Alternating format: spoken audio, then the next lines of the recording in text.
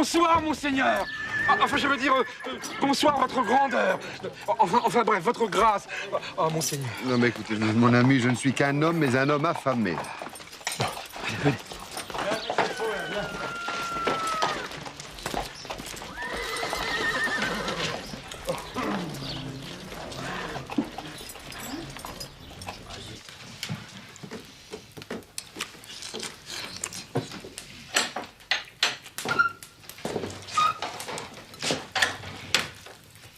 Mais non, non. Avec ça, hein? T'as raison. Il faut que je fasse attention à ne pas trahir par mes gestes ma véritable identité. Ouais. Toi qui as servi ces incomptes, tu vas m'apprendre les usages de la bonne société. Vas-y, je t'écoute. Alors, pour commencer, il faut savoir qu'un vrai comte, surtout quand il est riche comme vous, ne doit jamais laisser apparaître sa faim. D'accord. Non. Mais quoi, de vin, on peut quand même se servir du vin, non? Oui, mais avec modération. Hein? Avec beaucoup de modération. De cette façon, très modérément. Et même avec une pointe de dédain, comme si c'était du vinaigre. Rire, on peut rire, non? Un vrai comte ne rit qu'avec discrétion. Hein? Comme s'il toussait derrière un mouchoir. Les personnes de la haute société sont supposées trouver la vie ennuyeuse à mourir. Les imbéciles. Oh. Non. On prend sa serviette. Enfin, la pointe, le coin. Là, hein? Avec délicatesse. Là. Bien. Bon. Alors écoute-moi, Bertuccio. On va tout reprendre depuis le début, hein? Et puis tu vas m'apprendre les bonnes manières.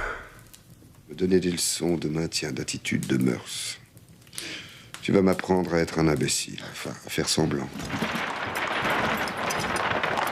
Oh!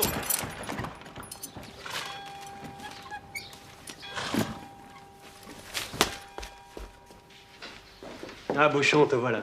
La dernière édition, demandez la toute dernière. Tout sur le procès du jour. La mort pour Gervaise Rebuffet.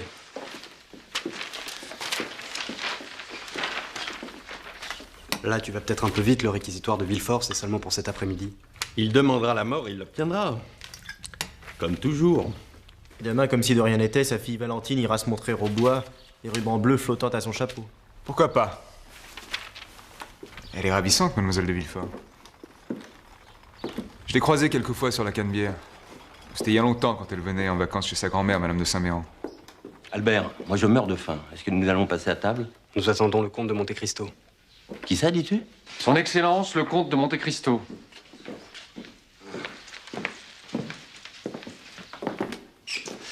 Mes amis, c'est donc l'homme auquel je dois la vie. Je m'ai à peine laissé le temps de le remercier. Ce que je suis heureux de pouvoir faire aujourd'hui enfin devant vous tous. Mais au fait, mon cher comte, vous m'avez jamais dit comment vous aviez réussi à m'arracher aux griffes de mes ravisseurs. J'ai négocié, vicomte. Qu'est-ce que je vous disais? Tout s'achète et se vend, même la vie d'un homme. Maximilien Morel, mon cher comte, qui nous arrive De Marseille, n'est-ce pas? Un monsieur, seriez-vous devin? Oh. Simplement, jeune homme, j'ai entendu prononcer votre nom par un ami à moi, Lord Villemort. Monsieur, si Lord Villemort est un de vos amis... Oh, ce Villemort n'est qu'une simple relation d'affaires. Il lui arrive quelquefois de me donner de bons conseils quant à la gestion de ma fortune, et comme elle est considérable, cela crée des liens. Et il est puant, ton Monte Cristo, il ne s'intéresse qu'à l'argent, quoi. Et tandis que mes serviteurs et moi les poursuivions en faisant de grands moulinets avec nos cimetères, les chameaux disparurent enfin derrière les dunes de sable. Nous n'avions plus qu'à retourner sous nos tentes ou sous le ciel du désert qui scintillait de millions d'étoiles. Nous nous partageâmes le plus délicieux méchoui qu'il me fût jamais donné de déguster. Quel étonnant conteur vous faites. Et que serait-il advenu de vous si ce terrible Cheikh El Hadjira vous avait capturé? Oh, je suppose qu'il m'aurait jeté en prison. Et c'est tout l'effet que ça vous fait. On voit bien, monsieur le comte, que vous ne savez pas ce que c'est que la prison. Parce que vous, monsieur, vous le savez. C'est-à-dire que pendant les fameuses journées de juillet, j'étais... Les journées de juillet? Excusez mon ignorance, mais je suis resté si longtemps hors de France. Ce sont ces 3 journées d'émeutes qui ont amené le roi Louis-Philippe sur le trône. Notre ami Beauchamp, qui avait courageusement pris parti dans son journal pour les émeutiers, a été arrêté. Comme un vulgaire malfaiteur, monsieur le comte. Je suis resté 3 jours en cellule. 3 jours et 3 nuits. Je vous laisse imaginer ce que j'ai pu endurer en 72 heures. Sans vouloir minimiser vos souffrances, mon cher Beauchamp, j'ai personnellement connu quelqu'un qui est resté plongé dans les ténèbres d'un cachot pendant 175 200 heures. Foutre Dieu! Racontez-nous ça, j'en ferai un article dans mon journal. Hein. Ah bah oui, racontez-nous ça. Ah oui, racontez-nous. Non, non, non, vous êtes trop joyeux, trop insouciant pour comprendre ce qu'est le désespoir. Vous croyez cela? Et que dites-vous de deux jeunes gens qui s'aiment et que l'on veut empêcher de s'aimer? Allons. Allons, allons. Je préfère vous conter l'histoire de 3 chameliers de Benghazi. Figurez-vous qu'un jour, je m'étais mis en tête d'acheter une chamelle blanche.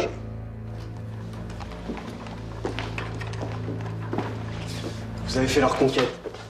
Je vous trouve incroyable, inouï, extraordinaire. Beauchamp lui-même, portant une langue de vipère, m'a prédit que sous peu, vous auriez tout Paris à vos pieds. Je suis très heureux de vous avoir fait honneur, vicomte. À mon tour de vous demander la permission de me retirer. Certainement pas avant de vous avoir présenté à mes parents. Ils brûlent de vous témoigner leur gratitude. Ma mère, surtout. Vous avez parlé de moi à votre mère? Qu'a-t-elle dit? Qu'elle était impatiente de vous connaître. Moi aussi. Mon père est un passionné de course hippique. Ferez-vous courir à l'occasion du Jockey Club? C'est incontournable quand on veut briller à Paris. Franchement, vicomte, je ne vois pas qui pourrait surpasser une bête aussi magnifique. Encore que... Encore que? Non, rien.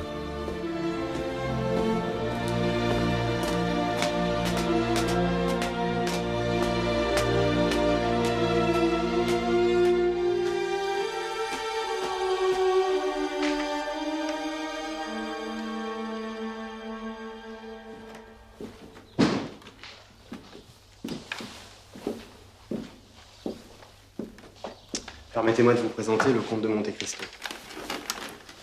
Monsieur de Monte Cristo, enfin vous. Je désespérais de jamais vous connaître, monsieur. Vous à qui nous devons... Mais rien du tout, madame. Ce que j'ai fait était bien peu de choses. N'importe qui à ma place. Approchez, monsieur. Approchez donc. Nous tirons le rideau à cause de la chaleur, mais je vais vous voir en pleine lumière. De grâce, madame, laissez ces rideaux. Ils sont très bien ainsi.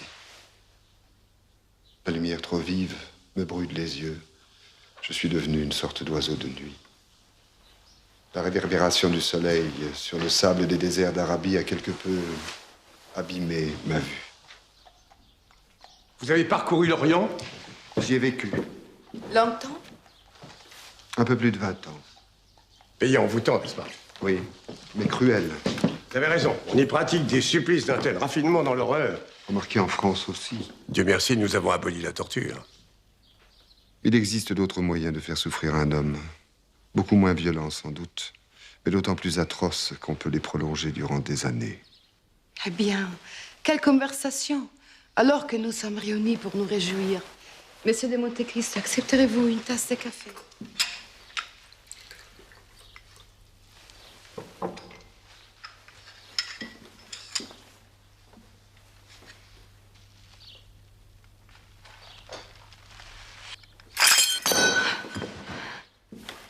Ma chère amie, que vous arrive-t-il? Vous vous sentez mal, maman? Mon Dieu, comme vous êtes pâle tout à coup. Ah non, ce n'est rien. Une bouffée de chaleur. Cette fin d'été est étouffante. J'espère que vous avez élu votre domicile au bord de la Seine, monsieur de Monte Cristo. Le fleuve est tellement rafraîchissant. Du moins, quand il ne nous emprunte pas de ses miasmes. En fait, c'est vrai, où résidez-vous? À l'hôtel de Monte Cristo. Et sans doute, mais à quelle adresse? C'est une excellente adresse que j'ignore encore. Laissez, monsieur. De toute façon, je vais perdre, comme toujours. Je joue pour faire plaisir à Fernand. Vous n'aimez pas les échecs? Ma femme trouve que les parties n'en finissent pas. C'est assez vrai. Tenez, moi qui vous parle, j'en ai commencé une il y a 20 ans. Elle n'est toujours pas terminée? Elle va bientôt toucher à sa fin. De fait, mon adversaire est déjà échec et mat, mais il ne le sait pas encore. C'est le moment le plus jubilatoire de la partie. Oui, entrez! Un pli urgent pour le comte de Monte Cristo, de la part d'un certain signor Bertuccio. Oui, c'est mon intendant. Veuillez m'excuser. La plaine Monceau. Pardon. Eh bien, oui. Vous me demandiez mon adresse, la voici. J'habite la plaine Monceau. C'est presque déjà la campagne. La solitude. J'y suis habitué. Il ne tiendra qu'à vous, madame, d'adoucir cette solitude par une visite de temps en temps. Cher monsieur, ne m'en veuillez pas si je prends congé, mais je dois me rendre au palais de justice. J'ai promis au procureur Villefort d'aller entendre son réquisitoire. Monsieur de Villefort, mais il n'est plus à Marseille. Ah non, non, non, il a été nommé à Paris. Ça fait combien de temps, Mercedes? Presque 20 ans, mon ami. 20 ans déjà. Cela vous plairait-il de l'entendre? Je n'osais vous le demander. J'espère à présent, madame, que votre malaise est dissipé. Mon Dieu, oui, Oui.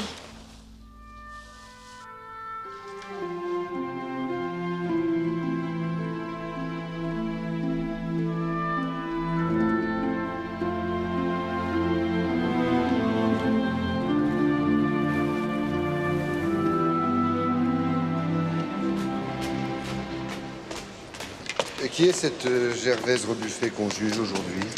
Une avorteuse. Mais qu'importe son crime. Vous savez, la justice, c'est un peu comme la corrida espagnole.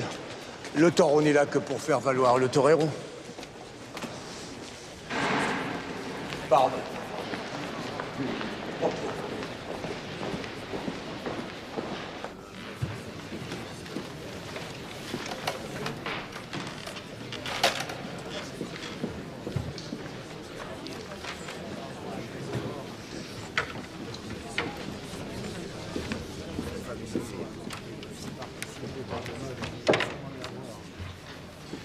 Cette femme, que dis-je, cette femme?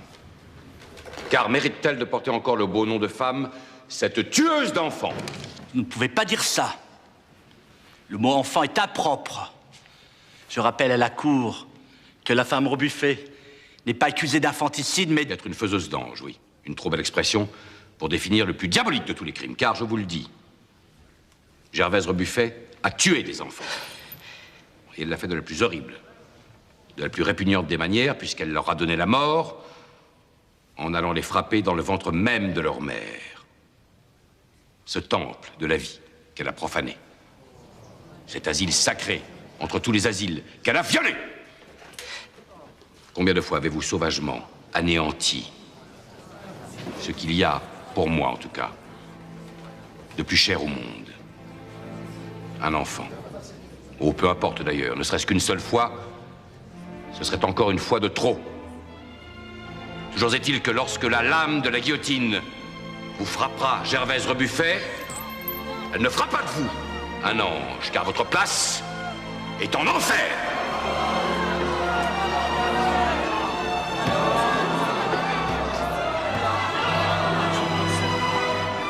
Si ça vous intéresse d'assister à l'exécution, je me fais fort de vous obtenir un laissez-passer. Malheureusement, il faut se lever tôt. Mais... Ce doit être grandiose de voir la justice dans ces heures.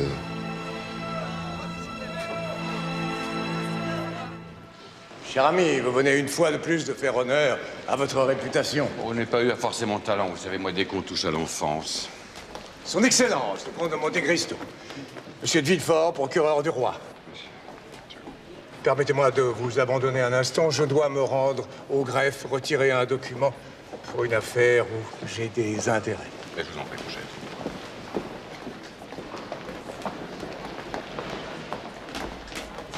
Qui nettoie ici? Pardon? Ce prétoire, qui le nettoie, qui fait le ménage ici? Bah, mon Dieu, des femmes de charge, j'imagine. Pourquoi cette question, monsieur le comte? N'avez-vous pas remarqué combien l'accusé a pleuré? Oui. Pour attendrir les jurés. Mais ce stratagème n'aura servi à rien. N'importe. Je plains la personne qui devra éponger toutes ces larmes. Vous savez, ça s'évapore très vite. Je l'ai bien, monsieur.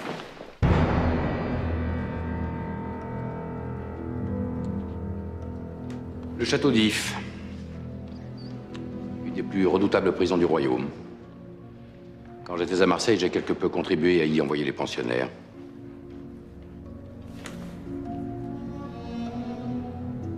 Pourquoi avez-vous quitté Marseille? Vous ne vous y plaisiez pas? Question embarrassante, monsieur le comte. Mais puisque vous me la posez, j'oublie ma modestie et je vous réponds. J'ai bénéficié d'une promotion. Pour service rendu?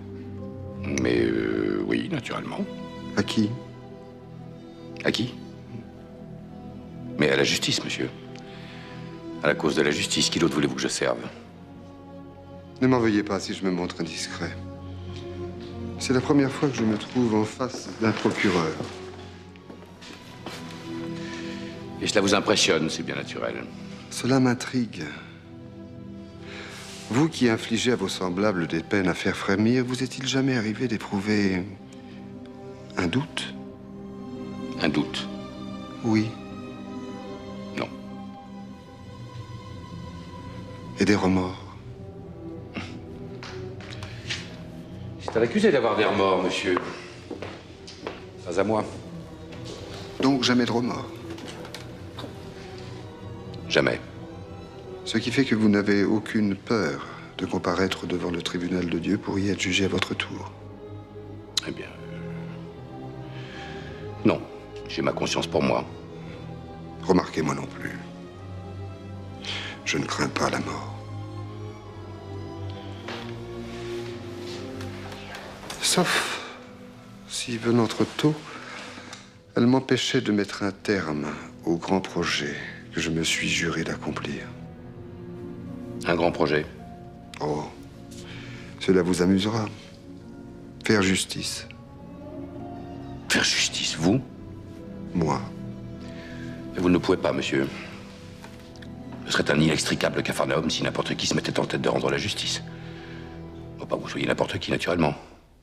Mais pour faire justice, il y a des magistrats. Oh, rassurez-vous. Je ne songeais pas à me substituer à la justice des hommes. Mais il n'y en a pas d'autres. Mais si, monsieur le procureur, mais si. Celle que nous évoquions à l'instant, la justice de Dieu.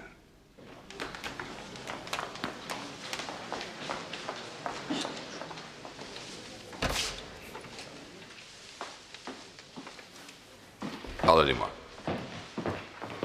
Ma fille Valentine, monsieur le comte de Monte Cristo. Bien, ma chère enfant, que me vaut le bonheur de cette visite surprise? C'est que, mon cher père, je viens d'apprendre une nouvelle si inattendue que... je ne sais pas si... Oh, tu peux parler devant monsieur de Monte Cristo. Il m'annonçait à l'instant qu'il entendait prendre la place de Dieu. Et comme Dieu sait déjà tout, rien de ce que tu diras ne pourra étonner monsieur le comte. Est-il exact que monsieur Franz d'Épinay, qui devait servir encore toute une année comme officier de Spahis en Algérie, sera bientôt de retour à Paris? Il est un fait que j'ai mis à contribution certaines relations bien placées pour obtenir son retour anticipé. Ainsi, monsieur, vous êtes le premier à savoir que ma fille Valentine et le jeune vicomte Franz d'Épinay seront bientôt engagés l'un envers l'autre. Je ne voudrais pas que ma présence empêche mademoiselle de Villefort de donner libre cours à sa joie.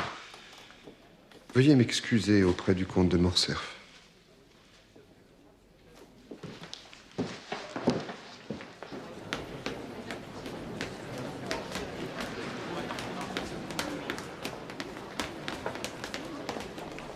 Mais décidément, on vous trouve partout.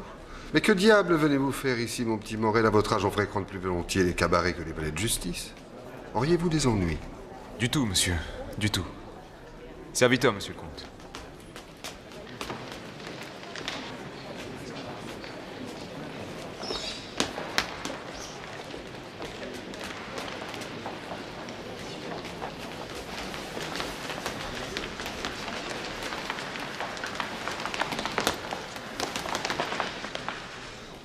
Qu'est-ce qui se passe? Le pire qui puisse nous arriver, Franz d'Épinay revient d'Algérie. Va-t'en, va-t'en. Faites attention! Monsieur le procureur, je vous en supplie, je n'ai que lui. Ne me le tuez pas. Grâce pour lui, monsieur, grâce!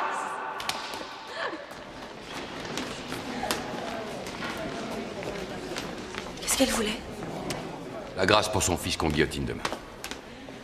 Mais tu ne vas tout de même pas t'attrister pour ça. Hein?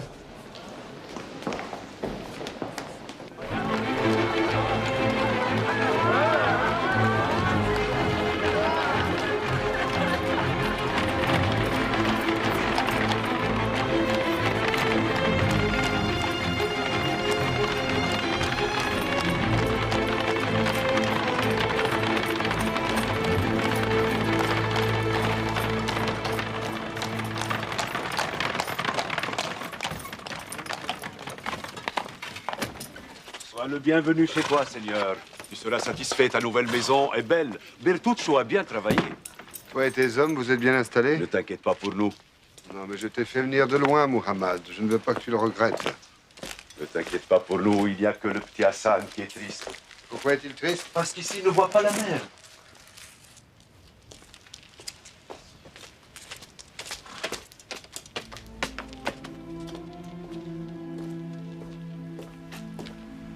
Dès demain, tu recruteras des terrassiers et leur feras creuser un bassin. Je veux qu'il soit le plus vaste possible. Que les papyrus y poussent sur les berges, comme ceux que nous avons admirés à Alexandrie. Que son eau soit bleue et peuplée de poissons. On a l'impression de lire la Bible, et Dieu créa la terre et l'eau. C'est pour le petit Hassam que j'essaye d'être Dieu.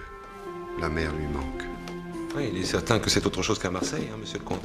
Vous disposez ici de plus d'une trentaine de pièces. Aux cuisines, vous possédez un chef, un maître saucier, un pâtissier, 7 marmitons, hein? Prends note. Mes gens jouiront d'1 jour de congé par semaine. Un jour entier? Mais c'est beaucoup trop. À Paris, l'usage veut que les domestiques... Cette maison est ma maison et mes gens y vivront selon ma loi. Oui, mais ça va surprendre.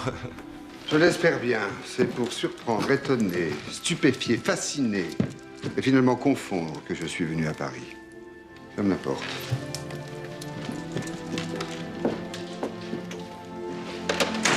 Enfin, Bertuccio, tu sais bien qui je suis. Si vous voulez que je le sache, alors oui, je le sais. Mais si vous préférez que je ne le sache pas, alors je ne le sais pas. Prononce mon nom, Bertuccio. Mon vrai nom. Il y a si longtemps que je ne l'ai pas entendu. Vous êtes sûr? Vous n'allez pas le regretter? Je t'en prie. Dis-le-moi. Capitaine Edmond Dantès, je suis à vos ordres. Capitaine Edmond Dantès. Comme c'est bon ton nom. Bon oui, mais vraiment dangereux. Hein, si quelqu'un vous reconnaissait. Impossible. Le masque est parfait. Villefort lui-même ne m'a pas reconnu. D'accord, votre physique a changé, mais il y a votre voix. N'ayant pas écouté les cris d'innocence d'Edmond Dantès, Villefort ne risquait évidemment pas de reconnaître la voix de Monte Cristo. D'accord pour Villefort. Mais elle? Elle? Elle, monsieur le comte, elle. L'ancienne promise du capitaine Dantès. Mercedes est toujours aussi belle. Davantage, peut-être. J'ai entendu dire ça. La souffrance, parfois, ça vous embellit. A-t-elle seulement souffert, même un tout petit peu? Comme elle semble à l'aise dans cette existence, brillante, à laquelle pourtant elle n'est pas destinée. Si tu l'avais vue courir dans la garrigue, les pieds nus, les cheveux défaits. Une vraie sauvageonne. Où est-il passé le soleil des garrigues? Comme elle est sombre à présent la nuit sur Paris. Oui, mais leurs étoiles ici, ce sont les lustres des théâtres, les lumières des brasseries, les fiacres qui illuminent les ruelles. Bertuccio. Il me faut une femme. Vous voulez que je vous trouve une femme, moi? Oui, une femme que j'emmènerai rire dans les théâtres, souper dans les brasseries, à qui je prendrai la main pour l'aider à monter dans les fiacres. C'est toi qui viens de m'en donner l'idée, sinon l'envie. Je parle trop, je sais bien. C'est un défaut typiquement italien. Mais est-ce qu'une jolie femme ne fait pas immanquablement partie de la panoplie d'un riche étranger en villégiature à Paris? Serais-je crédible sans femme à mes côtés? Oh, mais je ne connais pas du tout vos goûts. Écoute, la seule chose que j'exige, que rien chez elle ne nous rappelle Mercedes de Morcerf.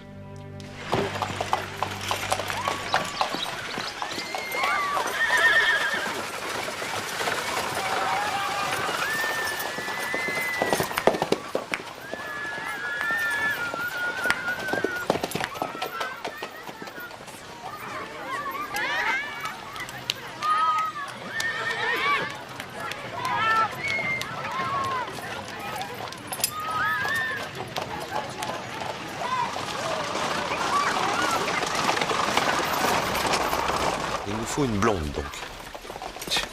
Et plutôt le genre petite poupée que sauvage. Ses yeux seront bleus, même avec une pointe d'accent, mais surtout pas espagnol. Et pour finir, elle ne doit pas être comtesse.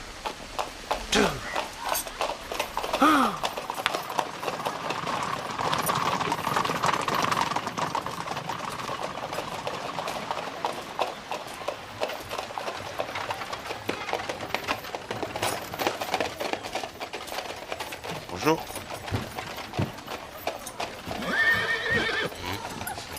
Belle journée, hein? Je m'appelle Bertuccio. On peut parler un peu? De quoi? Je crois avoir trouvé là un modèle vraiment intéressant. Un modèle? La baronne Caroline de Jouy-Maubert? C'est Madame la baronne que tu appelles un modèle? En plus, elle est baronne, mais c'est parfait. Parce que si elle avait été comtesse, elle n'aurait pas fait l'affaire, mais baronne, ça me convient tout à fait. Oui, mais c'est ma patronne, mauvais drôle. Espèce d'infection. Descends, descends, allez! Arrête, tu vas épouvanter les chevaux, ça suffit. Mes hommages, Madame la baronne, et surtout tous mes regrets. Dommage, Madame la baronne aurait été parfaite, vraiment parfaite. Mais mon cher baron, comment vous, un grand banquier, pouvez-vous être aussi timoré? Car enfin quoi, Danglars? Le chemin de fer, c'est l'avenir, tout le monde vous le dira. Monsieur Arago dit le contraire.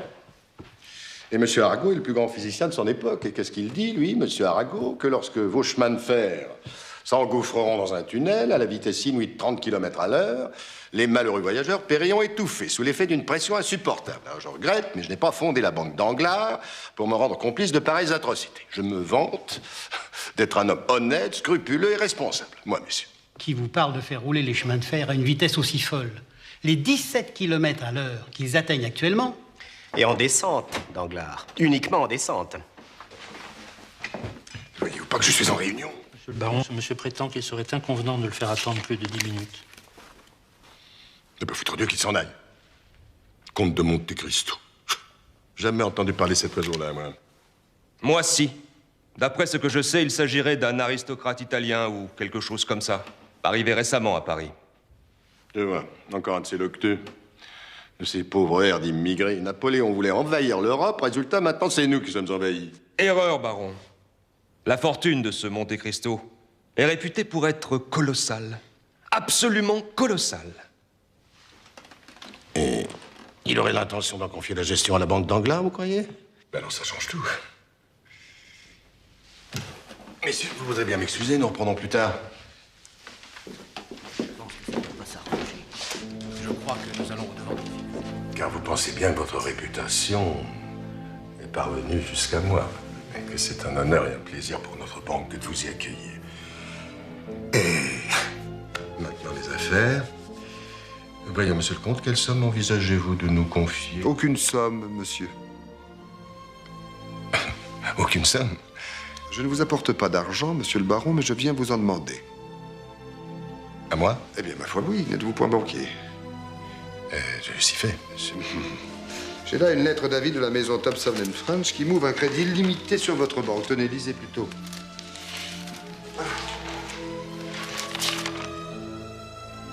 Un crédit illimité? Qu'est-ce que ça veut dire, ça?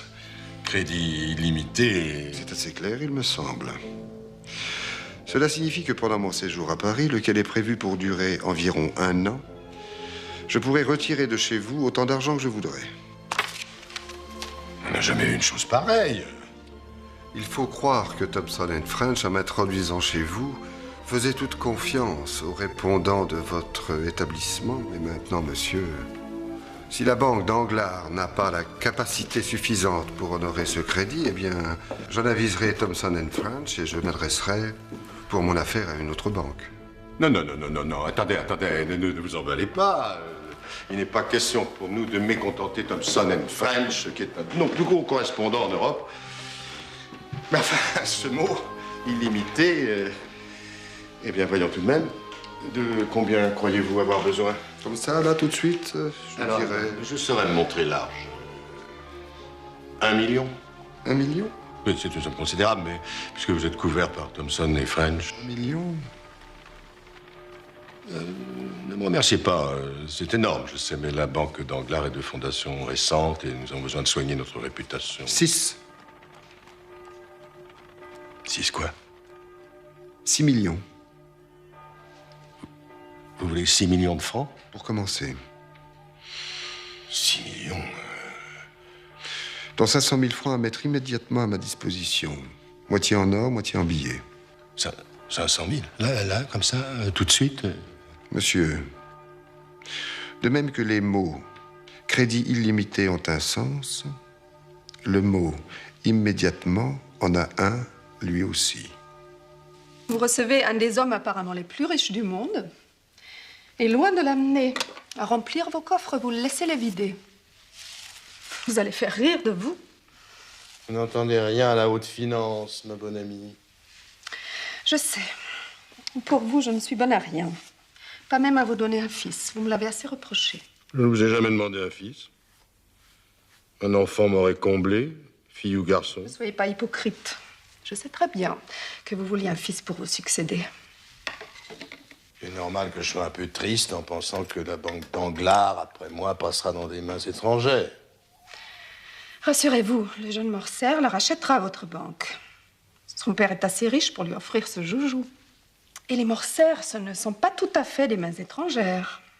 Que voulez-vous dire? Qu'il est toujours commode pour un banquier d'avoir un pair de France dans sa manche.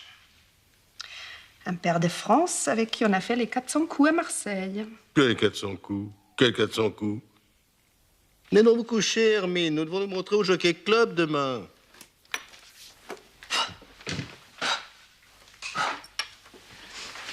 Votre fameux Monte Cristo y sera? J'imagine que oui. Oui. Il fait courir? Ah, je lui ai remis ces 6 millions ce tantôt. D'ici demain, ça me paraît un peu juste, hein, pour acheter un pur sang, l'entraîner, engager un jockey. Non, Monte Cristo est riche, ça. Il n'est pas Dieu. C'est votre fameux abbé Faria qui vous a enseigné la chimie? Avec d'autant plus de mérite que là-bas, nous n'avions aucun moyen de vérifier l'exactitude de nos formules. Notre laboratoire était là-dedans. Et qu'est-ce que vous comptez faire avec tout ça? Pour commencer, ridiculiser le comte de Morcerf en lui soufflant la victoire au prix du Jockey Club. Avec quel cheval? Noiraud. Noiraud? Oui, que tu vas inscrire sous le nom de Pharaon. Ouais, c'est pas en changeant le nom d'un cheval qu'on le fera courir plus vite. Noiraud est une bonne bête, je sais bien, mais c'est une vieille carne. Au bout de 10 mètres, il s'écroulera.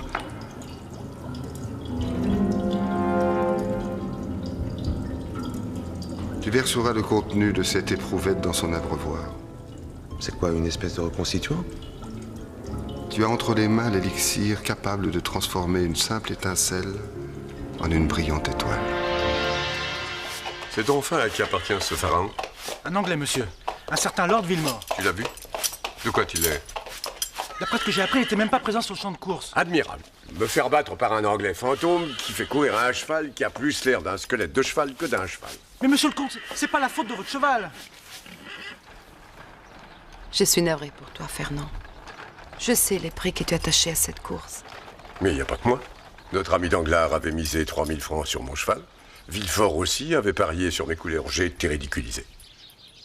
Bon, toi, arrête le ponçage. Demain, je le fais abattre.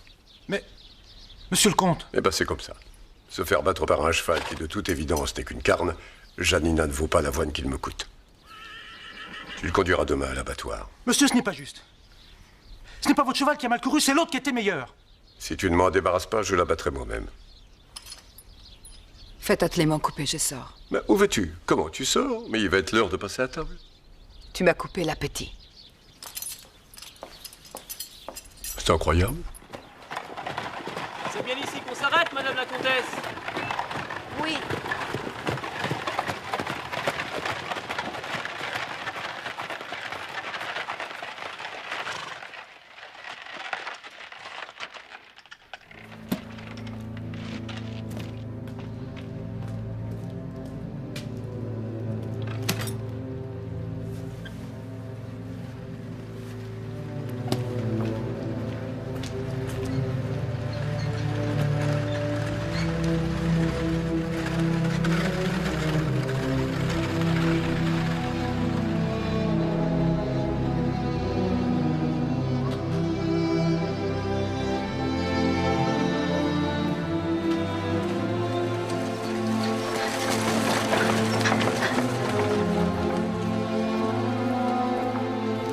Nous partons.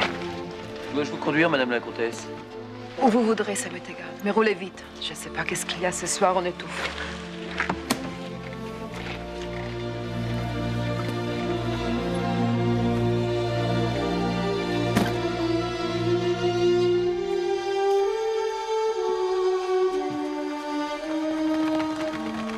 Certes, la comtesse de Morcerf fait vraiment une belle femme. Hein. Oui.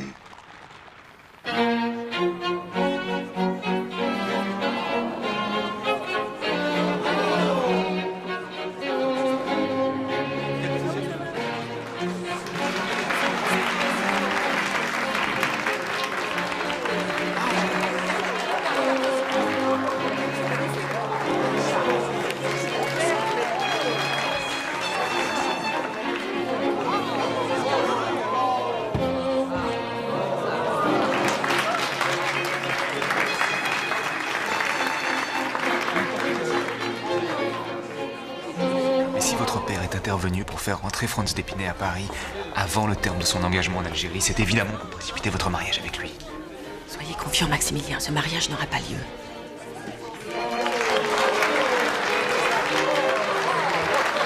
C'est vous que j'épouserai. Votre père n'y consentira pas. Il a des ambitions pour vous et moi je suis trop pauvre pour ces ambitions-là. Pauvre. Mais vous n'êtes pas si pauvre.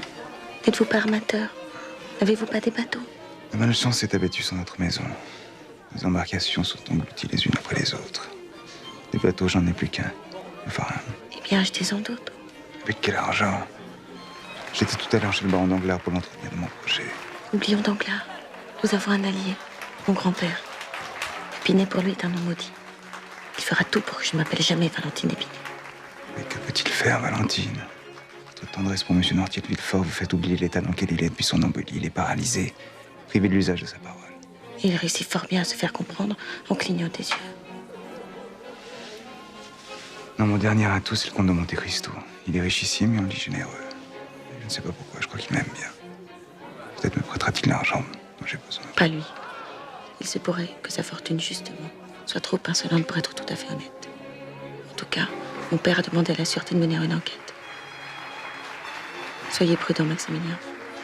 N'allez pas vous compromettre avec un homme qui pourrait être appréhendé d'un jour à l'autre. Oui. Remarquez, dans un genre différent, il faut dire que Madame de la Richardet n'est pas mal non plus. Mais qui est Madame de la Richardet? Vous m'aviez donné une mission, hein, de vous trouver une... Enfin, une... Oui, une maîtresse. Appelons les choses par leur nom. Et disons donc que votre future maîtresse, enfin, quand je dis future maîtresse, je veux dire éventuelle future maîtresse, a 31 ans et s'appelle Camille de la Richardet. Elle est blonde. Et sa vertu est immense. Tu sais, la vertu des femmes.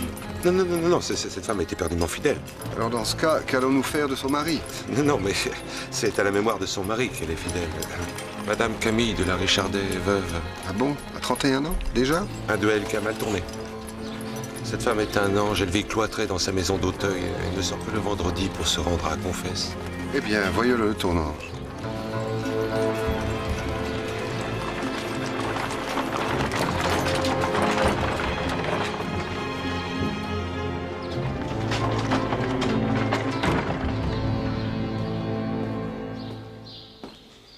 Dominus vobiscum, cher confrère. Qui êtes-vous? Comment êtes-vous entré? Par la porte qui était ouverte ainsi qu'il sied à la maison de Dieu. Ah oui. En fait, elle est ouverte parce que j'attends quelqu'un. Une pénitente. Votre pénitente de vendredi, Madame de la Richardet. Mais comment le savez-vous? Je suis son oncle. Vous? La chère enfant a un oncle prêtre? Jésuite. Par exemple? Permettez-moi de vous remplacer pour l'entendre en confession. Vous m'arrangeriez bien. D'autant qu'on ne sait jamais à quelle heure votre chère nièce viendra se réconcilier avec le Seigneur. Et moi, avec mes rhumatismes et ma fluxion, obligé de l'attendre dans cette église humide. Alors c'est dit, regagnez votre presbytère. Vous y serez si bien à lire votre bréviaire au coin du feu. Merci, mon cher confrère, merci. Si vous avez peur de vous ennuyer en attendant votre nièce, vous trouverez ici un peu de lecture. Je ne sais plus où entreposer mes livres. Je vous recommande particulièrement cette monographie que j'ai écrite sur le sanglier Varaha dans la tradition hindoue en fonction de ses origines hyperboréennes. C'est amusant, vous verrez. Je vois que vous avez aussi toute une collection du journal Le Messager. Je consulterai volontiers l'année 1815. Ah oui, c'est l'année de mon ordination.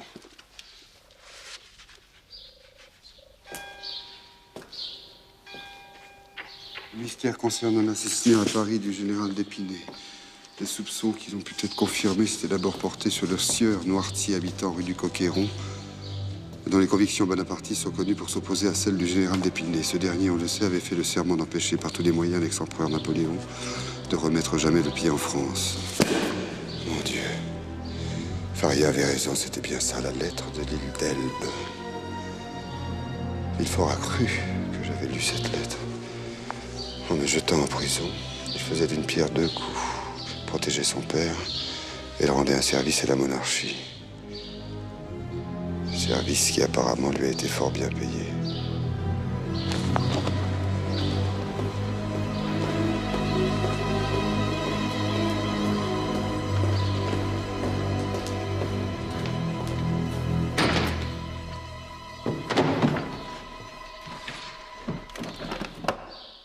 Pardonnez-moi, mon père, parce que j'ai beaucoup péché. Vous n'êtes pas la seule. Mes respects, monsieur le procureur. Alors, Beauville, elle avance votre petite enquête? Prudemment, monsieur le procureur. Il s'agit de ne pas éveiller les soupçons de ce Monte Cristo. Je m'emploie d'abord à recueillir sur lui un maximum d'informations. Auprès de qui? Mes agents ont pu identifier un homme qui semble le connaître assez bien. Un prêtre jésuite du nom de Busoni. Il habite derrière Saint-Sulpice. Je le verrai ce soir même. Un prêtre. Prudence avec les prêtres. Le procureur du roi n'a que le roi comme patron. Les prêtres, eux, ont Dieu. Aujourd'hui, monsieur, tout le monde sait bien que Dieu n'est qu'unité. Méfions-nous tout de même de n'être pas un jour attrapés par nos idées, Beauville. Allez.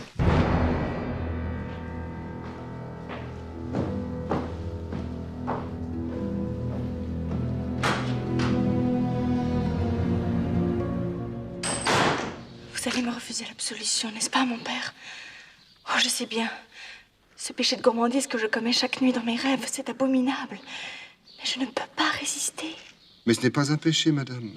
Vous aimez les gigots, vous adorez les giblottes, l'anguille au vert vous fait fondre. Vous n'avez jamais su résister à une bonne douzaine d'huîtres de Zélande. Vous sanglotez de bonheur devant une andouillette bien grillée, vous raffolez de clafoutis à la cerise, et alors? Pour qui diable, si j'ose dire, prenez-vous Dieu? Cessez donc de penser que Dieu est un rabat-joie. Un créateur qui a mis tant de beauté dans le monde ne peut pas être quelqu'un de lugubre et d'étriqué. Il s'intéresse à votre âme, soit, mais ce que vous enfournez dans votre bouche, ça lui est complètement égal à Dieu. D'autant plus qu'elle est bien jolie, votre bouche, madame. Oh, mon père!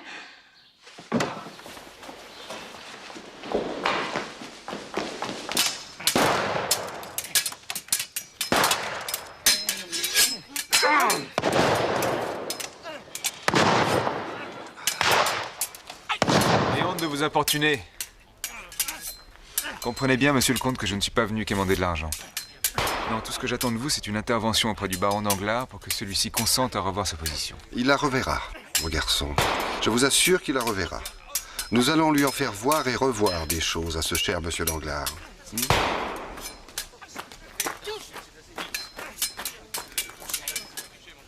Il est tard, monsieur. Vous devez vous préparer. Pardon, je vous laisse. J'oubliais que pour vous, chaque soir est une fête. Quelle belle vie que la vôtre. Où allez-vous encore briller ce soir? À l'opéra? Aux Italiens? Ce soir, je joue.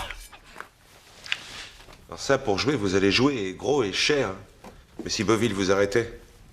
Pour m'arrêter, il faudrait qu'il sache qui je suis. Oui, mais si vous reconnaissez.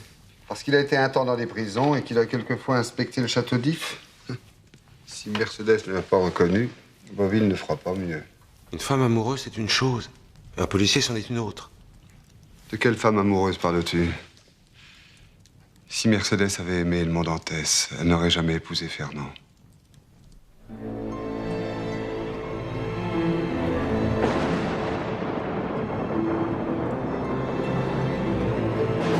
Donc, vous voulez savoir qui est le comte de Monte Cristo? Qui est-il vraiment? C'est Dantès, mon père. Sachez vous-même. Le comte est un de mes pénitents. Intéressant.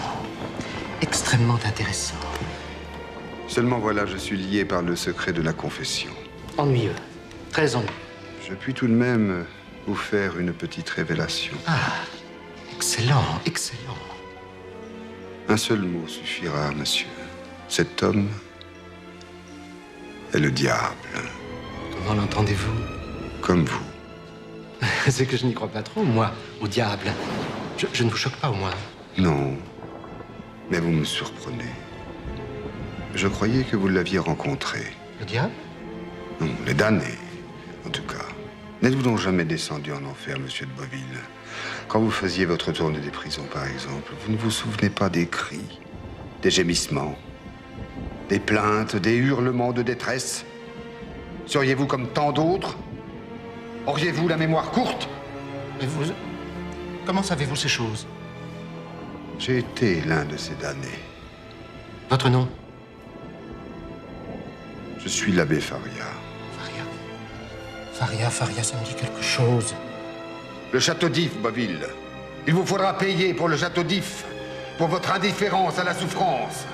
Un jour, il vous faudra payer. Pas à moi, mais à Dieu. Dieu n'existe pas. Je suis sûr qu'il n'existe pas.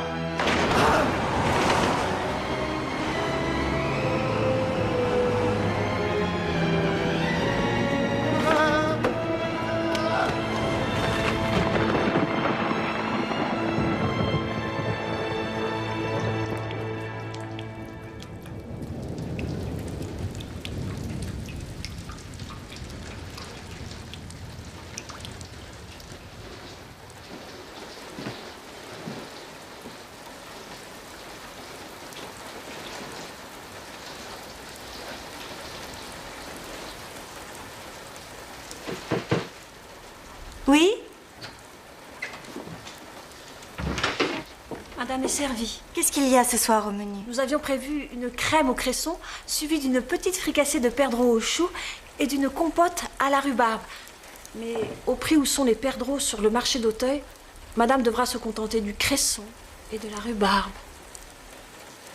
Eh bien, je ferai comme si nous étions en carême, voilà tout.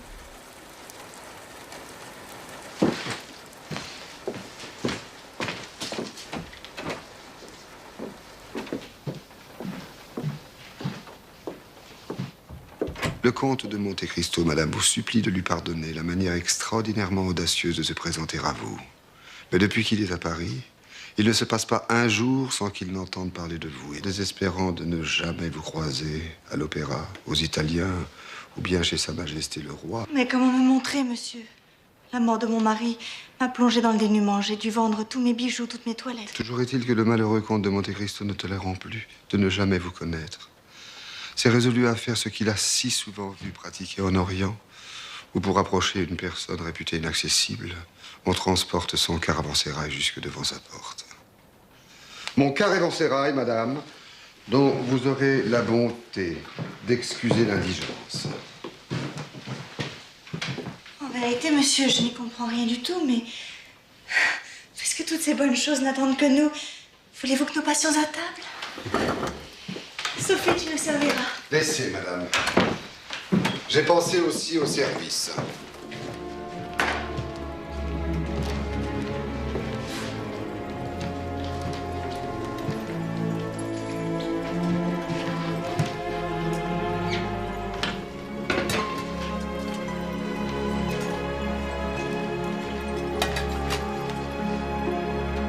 Oh, ça, qu'est-ce que c'est? Oh, je pourrais le dégoûter.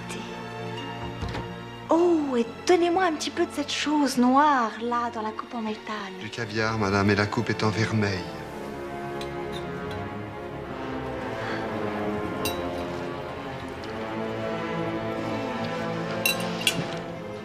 Et vous, monsieur, vous ne goûtez à rien? De prime abord, certaines saveurs sont parfois déconcertantes, mais dans l'ensemble, c'est absolument délicieux.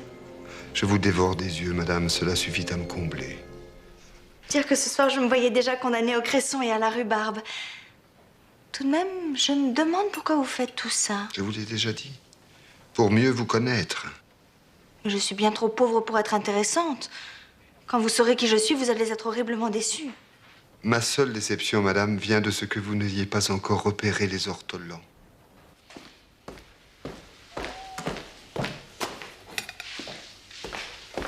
Bertuccio! Bertuccio!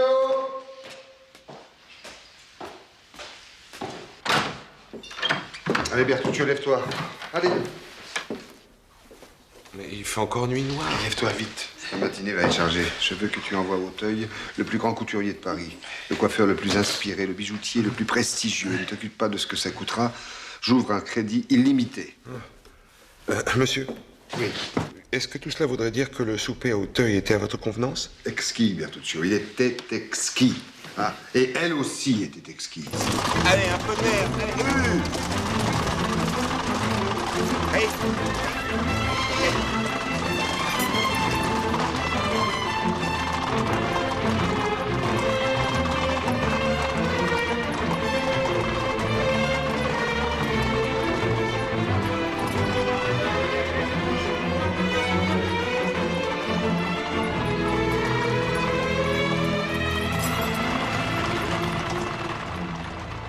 Et le réseau du télégraphe Chap comporte actuellement plus de 534 stations, tours, pigeonniers, vieux donjons ou clochers d'église, permettant de relier entre elles 24 des principales grandes villes françaises.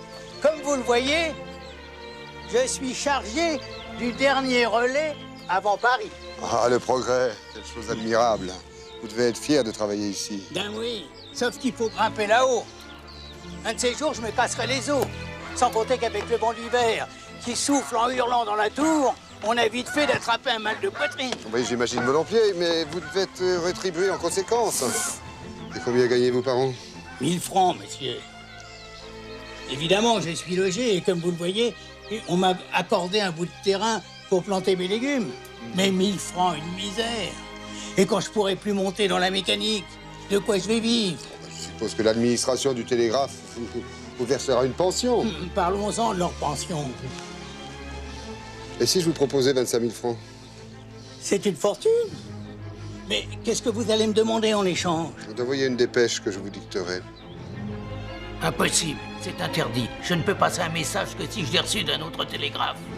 30 000. 35 000. Allez. Plus de marche, plus de vent du Nord. C'est-il bien moral, au moins, la dépêche que vous voulez faire passer? Il s'agit de justice et pas de morale.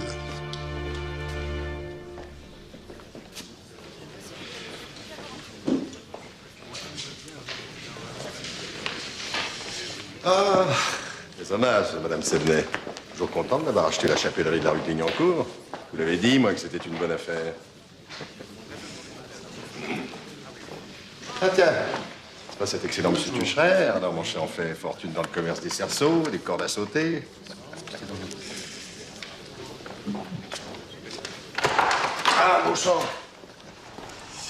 Une dépêche qui vient d'arriver à mon journal via le télégraphe aérien.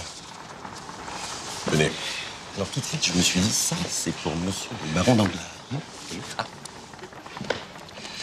Combien voulez-vous cette fois-ci, Beauchamp? C'est-à-dire que depuis peu, je fréquente une danseuse absolument adorable, mais qui est un petit peu, vous voyez. Avec 200 francs, vous aurez largement de quoi la nourrir, votre danseuse. Elle est parfaite de partout, sauf peut-être ses dents. Elles sont très longues, c'est que notes. Allons, vous pouvez bien aller jusqu'à 500. 300. Eh ben, à ce tarif-là, la pauvre enfant n'a plus qu'à se ressoudre à faire le trottoir. Elles le font toutes, hein. Allez, maintenant, vite, cette dépêche.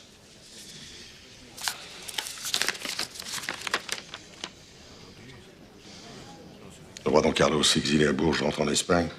La Catalogne est déjà feu à sang. Des villes comme Barcelone... Se sont aussitôt soulevés et rangés sous la bannière carliste. L'Espagne va s'enfoncer dans le chaos. Je te tiens pour 500 000 francs d'emprunt espagnol. Et demain, quand mon journal va publier la nouvelle de la Révolution espagnole, vos coupons vaudront à peine le prix du papier. Sauf qu'avant demain, j'aurai tout vendu. Merci, Beauchamp.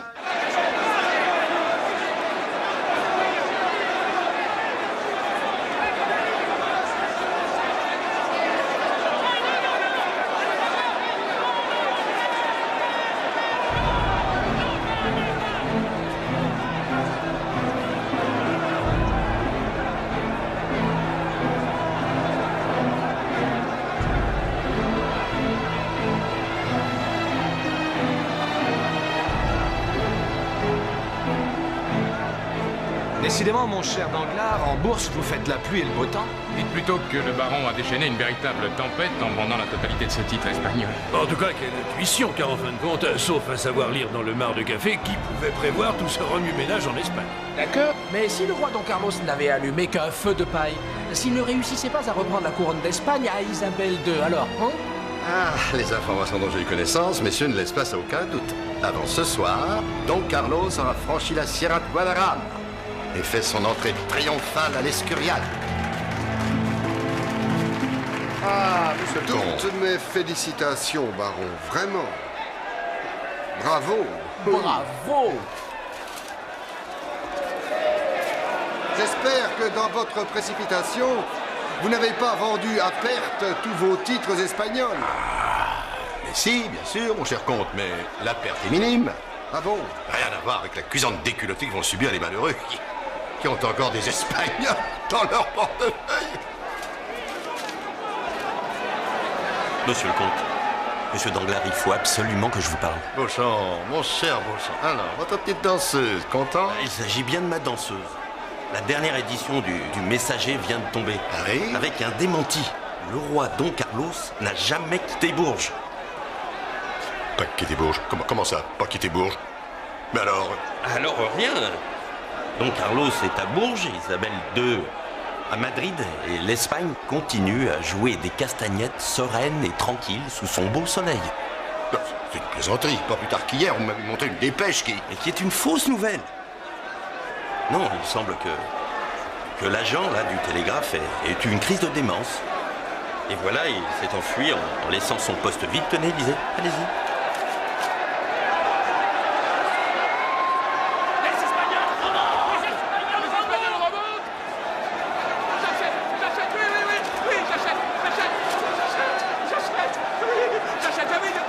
Quelque chose vous contrarie, baron?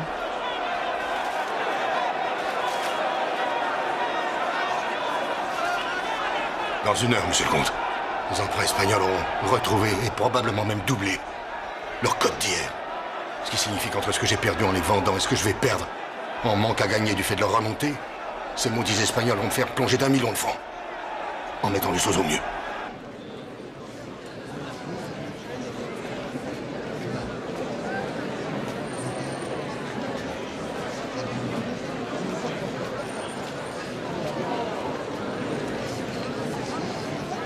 Lui, c'est ce richissime comte italien. Hein. Italien? Non, mais Monte Cristo n'est pas italien, enfin, oui.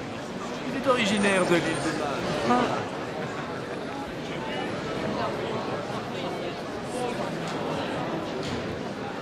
Vous êtes certain? Mais moi, on m'a dit que c'était un Turc.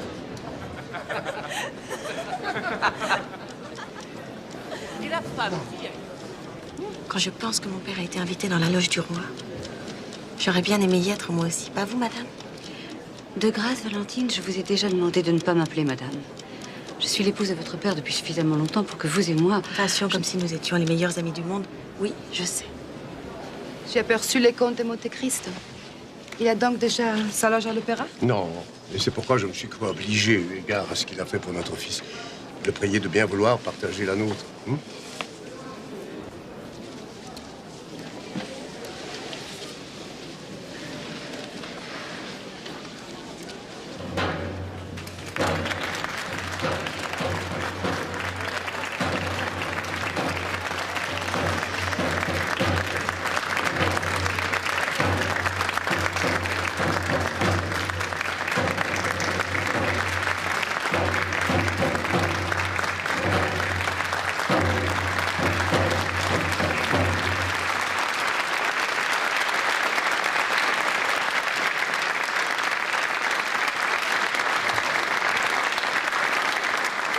Les Huguenots.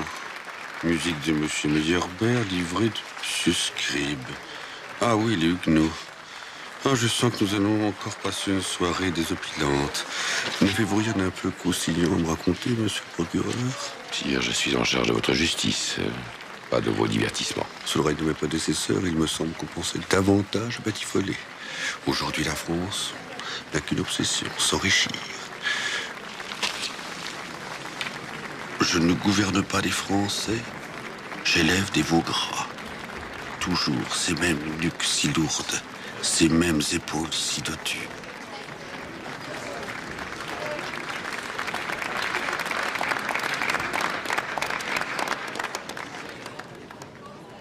Ah si, tout de même, une nouveauté. Et qui donc est cet homme dans la loge du comte de Morcerf? Je crois pas l'avoir déjà vu. Bien sûr, c'est un étranger qui s'est installé à Paris récemment. Je le présenterai très volontiers à votre majesté. Je pense préférable d'attendre les conclusions de l'enquête. L'enquête? Oui, aux simples formalités. Nous cherchons à savoir d'où lui vient sa fortune qui semble incommensurable. Donc... Je ne vois pas, monsieur le procureur, que la possession d'une grande fortune soit incompatible avec la vertu. Qu'est-ce que c'est que cette nouvelle mode qui consiste à jeter la suspicion sur une personne sitôt qu'elle est un peu nantie? Si on va par là, moi aussi j'ai de la fortune. Oui, sire, mais vous êtes le roi. C'est aussi ce qu'on disait à Louis XVI. Laissez donc en paix ce comte de Monte Cristo. D'ailleurs, monsieur de Morcerf l'a invité dans sa loge. Est-ce que cela ne vous suffit pas comme caution morale? Moi, si.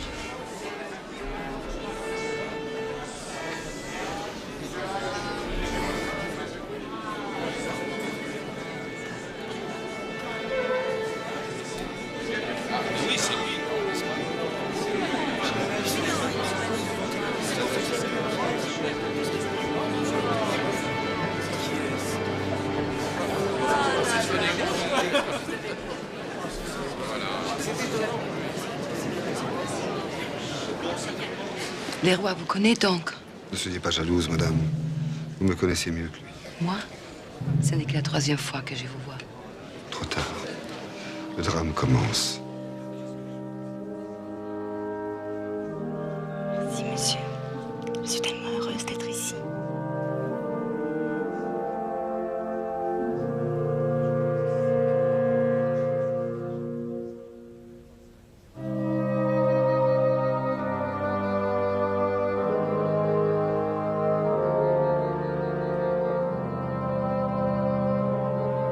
Et vous me privez d'opéra précisément le soir où l'on annonce que le roi y sera. Oh, ma chère amie, quand on perd 1 million en bourse, c'est comme lorsqu'on perd un proche. Pendant quelque temps, on a la décence de rester chez soi. Vous vous faites plus important que vous n'êtes. Qui se soucie que vous ayez perdu 1 million? De toute façon, je vais me refaire. Avec ceci, Lord Wilmore m'envoie ce courrier pour me proposer d'investir dans les mines d'or de Zacatecas. C'est au Mexique, aux sources du fleuve Aguanaval. Vous le connaissez, ce Lord Wilmore? Non, pas personnellement. Mais par sa faute, j'ai perdu 3 fois 1000 francs aux courses, alors il me devait bien une petite compensation. Puis ne vous faites aucun souci, ce Lord Wilmore est l'un des principaux actionnaires de la banque Thomson & French, une maison en qui on peut avoir toute confiance. À l'entracte, lorsque vous m'avez présenté à Sa Majesté, j'ai cru mourir de confusion. Pourquoi, madame? Les rois sont des hommes comme les autres. Vous n'êtes pas un homme comme les autres. Vous fascinez tout le monde, Et vous, comment me regardez-vous? avec une infinie reconnaissance. Mais reprenez déjà ceci. J'étais heureuse et fière de le porter ce soir, mais c'est beaucoup trop beau pour moi. Ce collier est à vous, madame. Si vous ne le voulez pas, vendez-le. Et avec l'argent, faites donc refaire le toit de votre maison.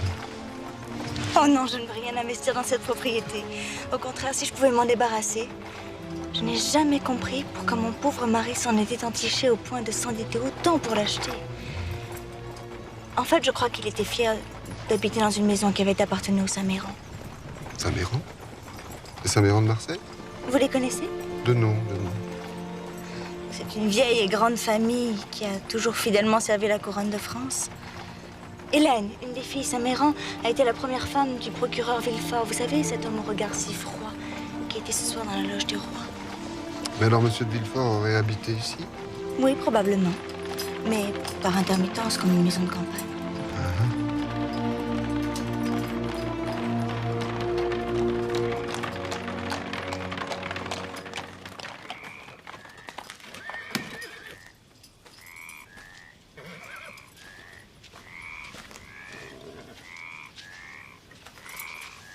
Vous ne voulez pas rentrer un instant vous réchauffer avant de reprendre la route pour Paris? Sophie a dû allumer du feu. Il est un peu tôt pour jouer avec le feu, madame. Vous avez raison. D'autant plus que nous sommes jeudi, que par conséquent, demain nous serons vendredi et que le vendredi est le jour où je me confesse. Votre confession sera plus légère si j'affronte vaillamment le froid de la nuit, sans céder à la tentation d'entrer.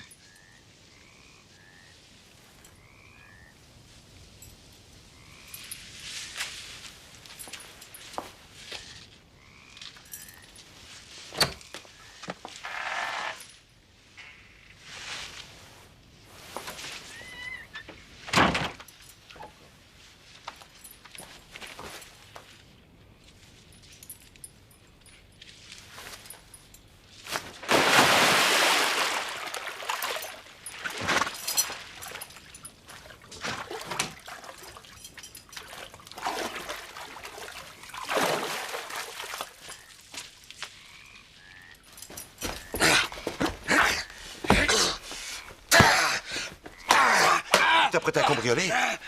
Je t'ai pris sur le fait, hein, voleur, espèce de crapule. Laisse-moi te regarder en face, si ça se trouve, tu t'apprêtais même à assassiner quelqu'un. Votre Excellence fait erreur. Je suis pas encore assez bête pour égorger la poule aux œufs d'or. Je venais tout simplement parler affaires. Avec qui? Avec qui? Avec le joli coco qui habite ici, pardi. Mais qu'est-ce que tu racontes? Sache que tu t'es trompé d'adresse. C'est que j'ai mon secret. Un de ces beaux secrets qui valent leur pesant d'or. Mais à qui croyais-tu avoir affaire, misérable? Je vais te la faire valser la tête, tu vas voir. Laisse-le tranquille, Bersuccio. Ah, vous voyez? Sois debout, je n'aime pas les hommes à terre. Alors, il paraît que t'as un secret à vendre? Vous seriez acheteur? Présente-toi demain à une adresse que je vais t'indiquer. Raconte ton histoire et je te fais le serment que tu seras payé bien au-delà de tes espérances. Une adresse? Ça serait pas celle de ces messieurs de la sûreté, des fois? C'est celle d'un prêtre.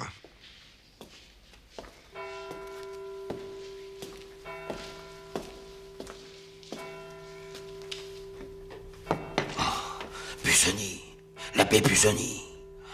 Je le savais comment envoyer dans un piège. Ayez pitié, monsieur l'abbé. Au nom de Jésus et de sa sainte mère, ne me renvoyez pas au bagne, c'est ça? Pourtant, la dernière fois que nous nous sommes vus, je vous ai laissé riche d'un diamant d'une valeur de 50 000 francs. Un trésor qui aurait pu vous permettre de mener une existence honnête, ou du moins heureuse. Oui, mais c'est ma servante. Tout est de sa faute. Ce diamant, ça l'a rendue folle. Elle a voulu me le reprendre. Alors moi, à cet instant, comme j'avais un couteau à portée de main... De toute façon, c'est toujours le même cantique. Bassesse, forfaiture, infamie, vous me donnez la nausée, tous, à force de... Allez, Caderousse, qu'on en finisse. Il paraît que t'as des révélations à me faire. C'est pas pour vous, monsieur l'abbé. C'est un secret qui ne vaut que pour faire chanter quelqu'un et... Parle, ou je te livre à la justice des hommes, en attendant celle de Dieu. Je vais être obligé d'accuser un juge. Enfin...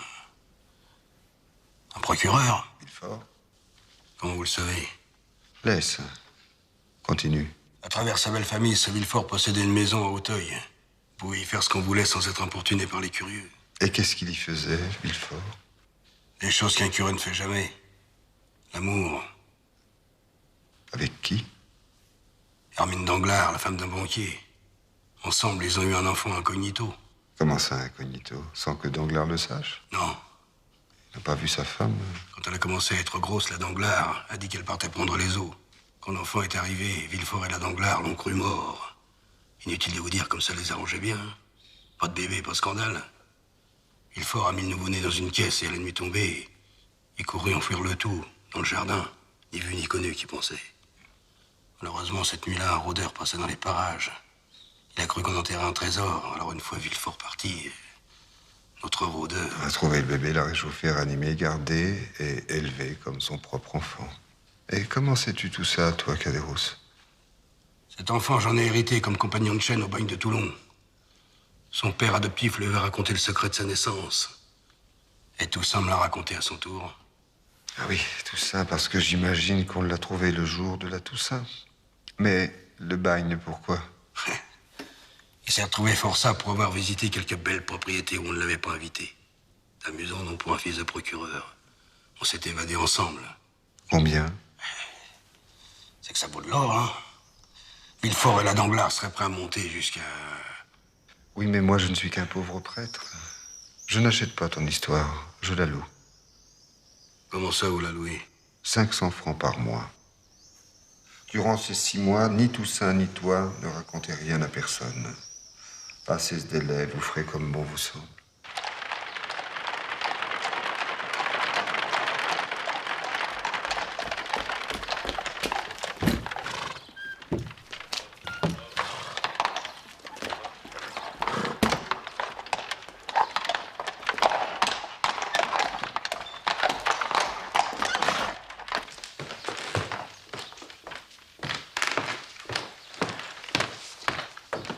Eh bien, ma chère, vous êtes au courant?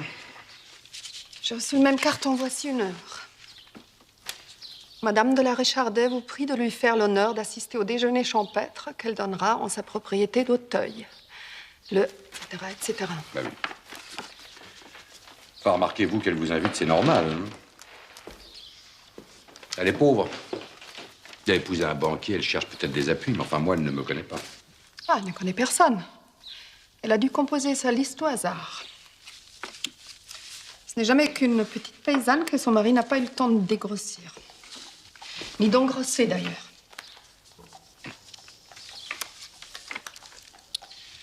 Mettez donc la dame de pique sur le roi de cœur, ma chère. Certainement pas. Je ne joue jamais la dame de pique. C'est la carte qui représente la mort.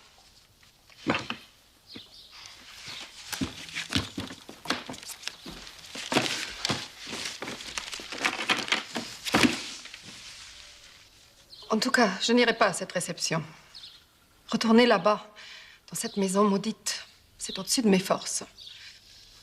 J'imagine que vous le comprenez. Il faudra pourtant vous y montrer, ma chère Hermine. Jamais. Qui sait si ce n'est pas un piège qu'on nous tend? Comment cette petite la Richardet aurait-elle l'idée de nous tendre un piège? C'est une oie blanche. Déjeuner champêtre, n'est-ce pas charmant? Avec tout un tas de petites gens qu'on ne connaîtra même pas. Cette Camille de la Richardet est une rien du tout. Je me suis renseignée. Son mari n'avait même pas la Légion d'honneur. Mais au contraire, ma chère, nous connaîtrons tout le monde. Ben oui, puisque nous sommes les seuls invités. Qu'entendez-vous par nous, baron? Mais nous, mon cher procureur, ceux de Marseille, notre joyeuse petite bande d'autrefois. Oui. La seule pièce rapportée sera le comte de Monte Cristo.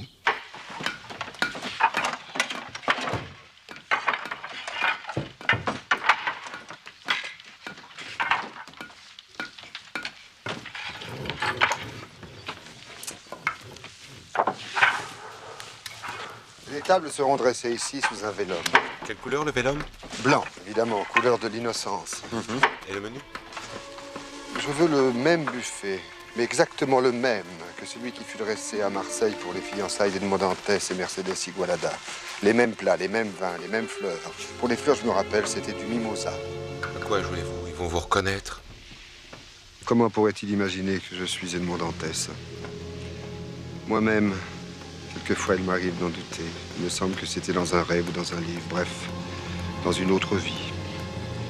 De toute façon, Bertuccio, il faudra bien que ce jour arrive. Et ce jour, quand ils me reconnaîtront, ce sera plus terrible pour eux que pour moi.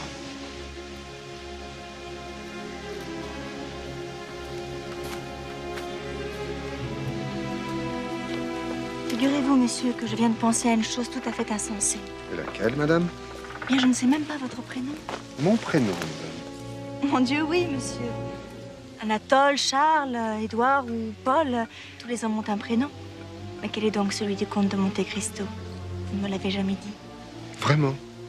Vraiment, oui. Quel est-il? Eh bien, je pourrais vous dire que je m'appelle Athanase, ou Chrysande, ou soit. La vérité. Il faut croire que je devais avoir des parents bien étourdis. Ils ont oublié de me donner un prénom. Mais c'est affreux. Mais non, madame. C'est au contraire merveilleux. Vous voilà libre de m'appeler comme vous voudrez. Vous voulez dire qu'en somme, je peux vous baptiser? Oui. Et alors, quel prénom m'avez-vous choisi? Devinez. Ça commence par un E. Pourquoi par un E? Pour aller avec ce que vous êtes. E comme étonnant, E comme étrange. E comme extraordinaire, E comme époustouflant, E comme exceptionnel. E comme espoir. Comme Éric, Ernest, Étienne, Ou Edmond? Oui. C'est ce que j'ai choisi.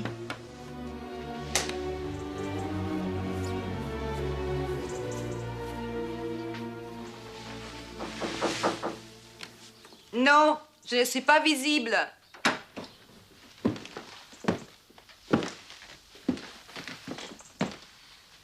Eh bien, tu ne dis rien? Ma toilette ne te plaît pas? Tu es éblouissante, ma chère. Un peu trop, peut-être, pour ce déjeuner à la campagne chez cette petite Larry Chardet. Cette petite? La trouves-tu donc si charmante pour l'appeler familièrement cette petite? Enfin, Mercedes, quel mot je te pique. Je disais cette petite uniquement pour souligner son insignifiance. L'autre soir, il paraît pourtant que Madame de la Richardet portait une toilette ravissante. Moi, évidemment, je ne l'ai pas vue, mais la Gazette des Dames et des Demoiselles en a publié les dessins et je... Elle portait, oui, comme un porte-manteau. Si l'idée de ce dîner te déplaît, n'y allons pas. J'enverrai un laquais avec un Bristol pour présenter nos regrets. Si, nous irons. La présence du comte de Monte Cristo fera passer la pilule. Il nous amusera certainement. Il est toujours tellement original. Mazette, le grand cordon de l'ordre de Saint-Louis, mais vous ne m'aviez pas dit Que Sa Majesté me l'avait remis il y a 2 jours, c'est que je n'attache pas beaucoup d'importance à ces choses-là. Eh ben moi aussi, je suis sûrement fier de vous. Ça t'épate, hein? Dis à ta mère de se dépêcher, j'ai fait atteler, la calèche nous attend. Vous êtes resplendissante, maman. La vie n'est-elle pas magnifique? Ce n'est vraiment pas le jour de me faire une scène. Je ne te fais pas une scène, Hermine. Mais si tu veux jouer en bourse, puise dans ta cassette personnelle, pas dans la caisse commune. Sais-tu combien elles viennent de me coûter, les spéculations sur les actions de Trieste? Parce que tu ne spécules pas, toi, peut-être. Sans doute. Mais moi, ma chère, je n'improvise pas. J'ai le plus habile, le mieux informé de tous les conseillers. Grâce au comte de Monte Cristo, je suis le seul banquier français à avoir investi dans les mines d'or de Zacatecas. Jusqu'à présent, ce n'est pas vraiment un filon.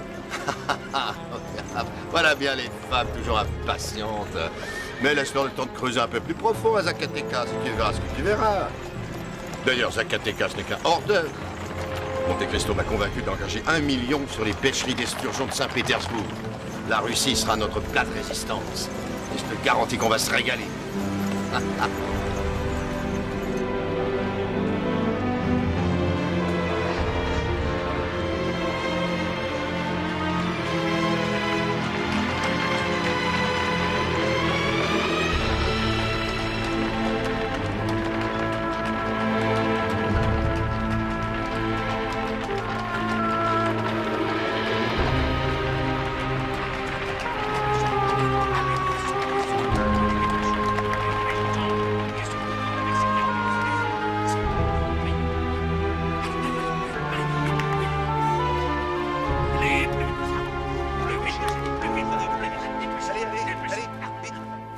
Ils arrivent! Oh mon Dieu, je suis émue. Oh, il n'y a vraiment pas de quoi. Si mon mari me voyait, moi, sa pauvre Camille, recevant chez moi toutes ces personnes importantes. D'ailleurs, je vois bien que vous aussi, vous avez ce visage grave que parfois... Moi, un visage grave? Mais pourquoi serais-je grave? C'est si gai, madame, à déjeuner à la campagne. Tenez. Venez. Venez voir comme nous allons bien nous amuser.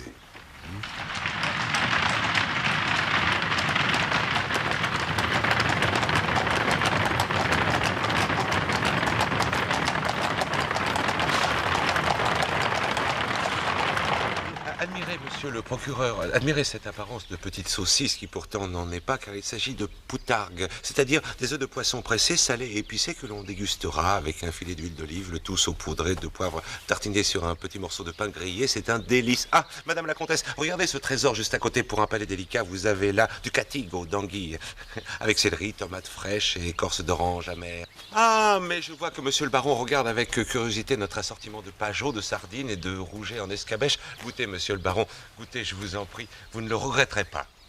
Quelle idée singulière, madame, que ce menu marseillais. C'est une idée du comte de Monte Cristo. Vous l'aimez pas?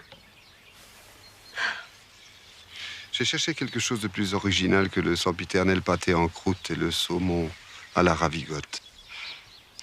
J'ai pensé que c'était par nostalgie. Nostalgie? Mais quelle nostalgie?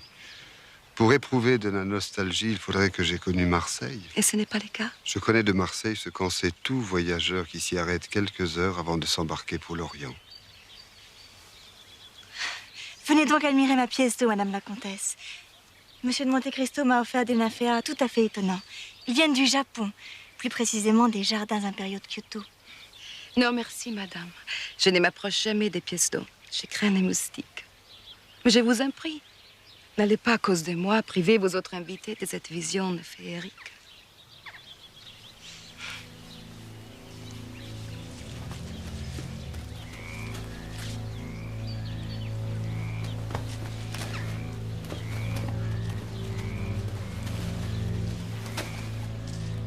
Votre enfance a dû être un calvaire.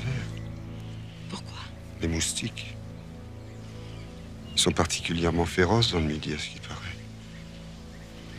Est-ce à cause d'eux que vous avez quitté Marseille?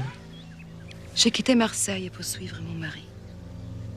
J'imagine que Madame de la Richardet en ferait autant. Là où vous irez, il ira aussi. Ah non, monsieur, ne vous défendez pas. L'autre soir, à l'opéra, nous avons tous compris ce que vous éprouviez pour elle. Et moi, je vous approuve. Vous ne pouviez pas trouver une jeune femme plus délicieuse. Comme quoi, vous avez bien fait d'attendre pour aimer. D'ailleurs, à 20 ans, on ne fait que de bêtises.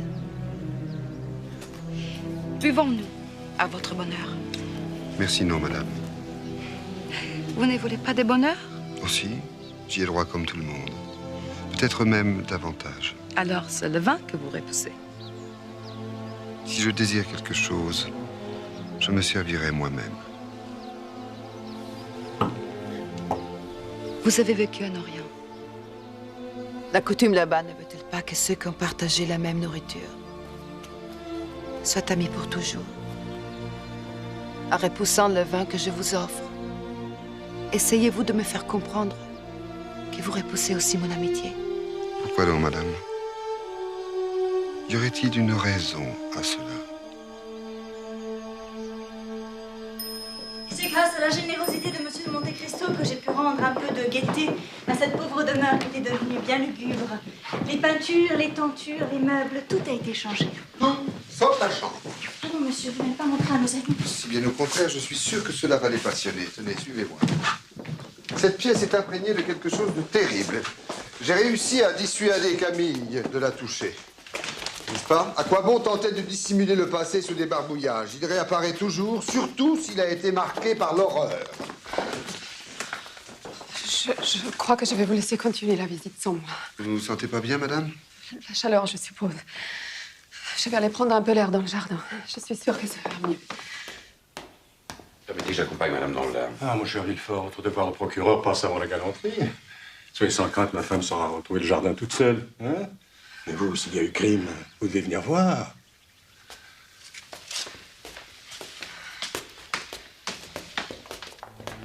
Et les mots sont impuissants à décrire la scène. Sur ce lit, où elle s'est si souvent livrée aux caprices de son amant, imaginez une femme pantelante. Les cheveux empoissés par la sueur. Les traits défigurés par les douleurs de la mise au monde. Près d'elle, sur les draps, un bébé. Qui ne bouge pas. Qui ne crie pas. Vous voulez dire que le bébé était mort? Comment savoir? Aucun médecin n'a été appelé.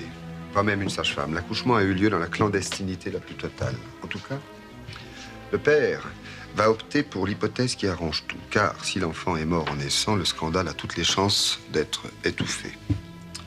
Il s'empare du bébé inerte. Il cherche autour de lui quelque chose qui puisse tenir lieu de cercueil. Il avise une petite malle de voyage. Il couche l'enfant. Il referme le couvercle. Il ne reste plus à ce père dénaturé qu'à descendre dans le jardin. Il a plu toute la nuit, la terre est meuble. La tombe sera facile à creuser. Que dites-vous de tout ça, Villefort? Ce que j'en dis. Monsieur le procureur est horrifié. Bouleversé, on le comprend. Un monstre pareil ne mérite-t-il pas d'être traîné devant les tribunaux et sévèrement condamné? De la part d'un être frustré et brutal, on pourrait peut-être comprendre de tels agissements. Mais Monsieur de Monte Cristo nous affirme qu'il s'agit d'un notable. Ce qui rend les choses plus difficiles à pardonner. Bien, mes amis, j'en demande pardon au comte de Monte Cristo, mais je ne crois pas un mot de cette fable qui vient, avec talent, j'en conviens, nous être racontée. Monsieur, comme je serais soulagée que vous ayez raison.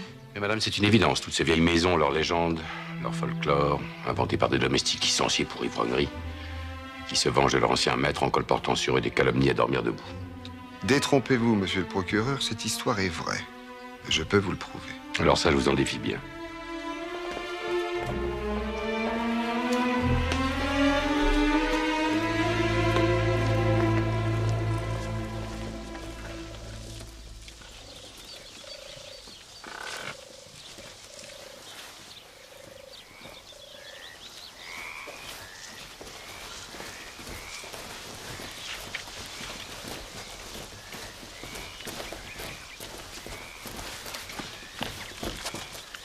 Ma chère, c'est sûr que tu as manqué quelque chose. Le comte nous a raconté une histoire à frémir d'horreur. Viens. Mais si, viens, que t'entendes la fin au moins. Viens, toi sur la tête.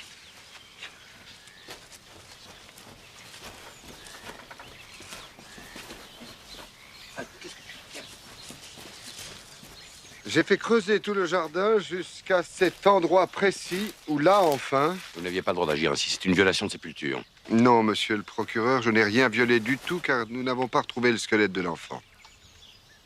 Mais c'est parce que je disais, tout ceci n'est qu'une fable. Pourtant, voyez plutôt.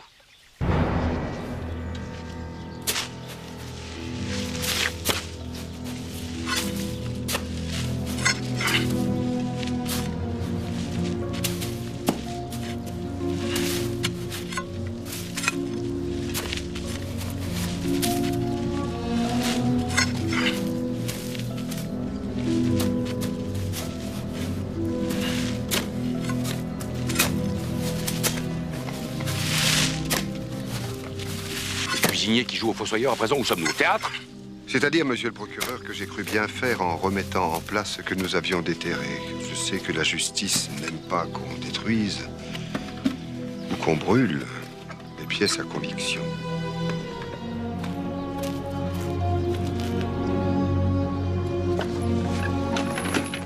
Mais elle est vide. Vide, en effet, vide aujourd'hui. Mais était-elle vide la nuit où on l'a enfoui? Mais sûrement pas. Ce serait une idée rudement saugrenue que d'enterrer une malle vide. Je pense comme vous, baron. Je crois, moi, qu'il y avait effectivement un enfant dans la malle. Vous le croyez, mais pouvez-vous le prouver? Moi, non. Mais vous? Moi, pourquoi moi? Parce que c'est votre métier de prouver, même si vous n'avez rien ou pas grand-chose qui vous le permette.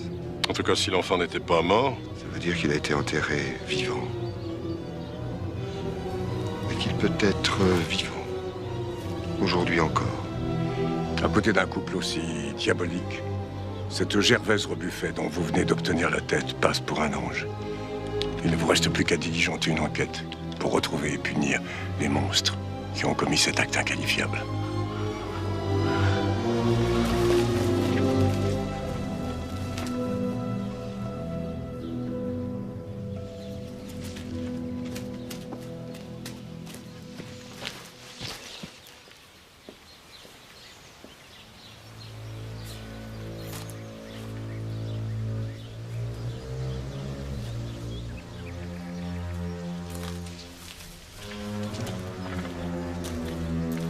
Prenez garde, madame, c'est de la ciguë.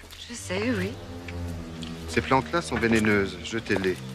Et lavez-vous soigneusement les mains. Ne vous inquiétez pas, monsieur le comte, j'ai l'habitude. Les poisons, vous savez, c'est comme tous la s'apprivoise. Tenez la ciguë, par exemple. Mélangée à de l'argile et du vinaigre, elle est souveraine pour assouplir et embellir la chevelure. Et additionnée de l'esprit de sel, elle rend tout leur éclat aux couverts en argent que le temps interdit. Je vois que vous vous y entendez. Mon mari a souvent eu à requérir contre des empoisonneurs. C'est passionnant ce que l'on apprend en consultant les dossiers d'un procès. Et ça? Vous connaissez? Digitalis purpurea. Ces feuilles renferment un alcaloïde, la digitaline, qui ralentit les battements du cœur et qui peut provoquer des intoxications mortelles. À un certain dosage, bien sûr. Pour être efficaces, elles doivent être récoltées sur des plantes en 2e année de croissance. Les fleurs et la mort ont toujours fait bon ménage. Ne dit-on pas que le mot jardin vient d'un terme ancien qui signifiait paradis, c'est-à-dire au-delà. La vérité, c'est que j'ai atrocement peur de la mort. Alors pourquoi jouez-vous avec? Mais justement, monsieur le comte, ce n'est pas un jeu, c'est un traitement. Une thérapeutique contre l'angoisse. Disons que cela me rassure de mettre la mort en bocal, d'en faire des poudres, des pommades. J'ai l'impression de la dominer, de la tenir à mon service. Sauf que la mort, madame, ça ne se met pas en cage comme un lion. Êtes-vous toujours sûre de pouvoir la maîtriser? Absolument. D'ailleurs, je vérifie de temps en temps qu'elle m'obéit bien. J'expérimente sur des limaces, des chenilles, des chats errants, des pigeons. Grâce à quoi nous avons le jardin le mieux nettoyé et le plus propre de tout Paris.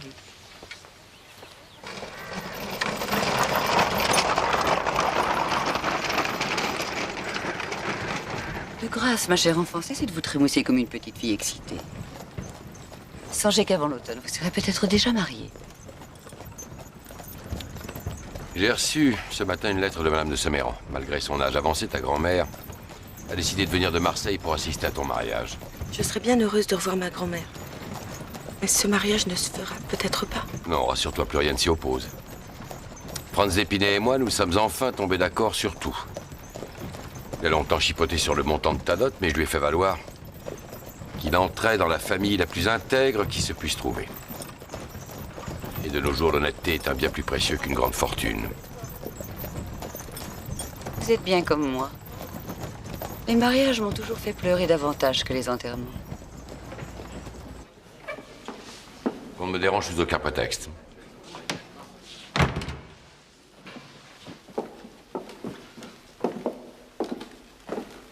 Toute la nuit, je n'ai fait qu'y penser. Son petit visage tout bleui.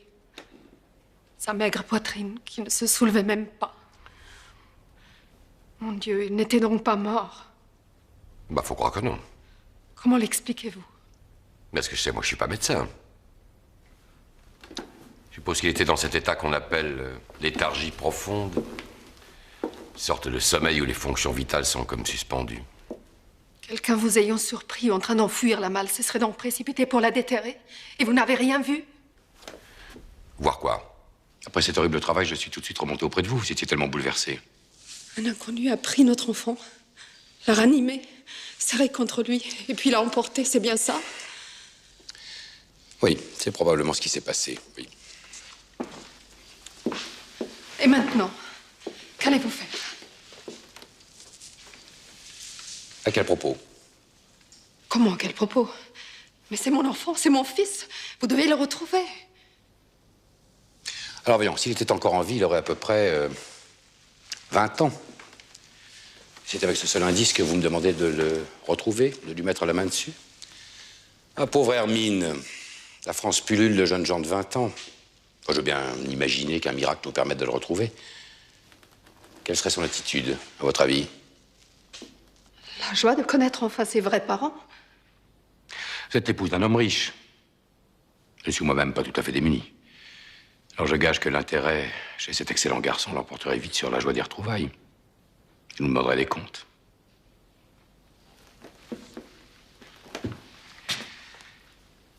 Êtes-vous disposé à aller trouver le baron Danglars et lui avouer que vous avez donné à un autre ce fils qu'il n'a cessé de vous réclamer durant toute sa vie? Êtes-vous prête à dire à votre mari, mon ami, donne 2 ou 3 millions à ce cher petit qui n'est pas de toi? Faute de quoi il ira crier partout que je t'ai fait cocu. Mais pour qui prenez-vous les hommes? Et pour ce qu'ils sont, ma chère. Des tiroirs-caisses. Non, croyez-moi, Hermine.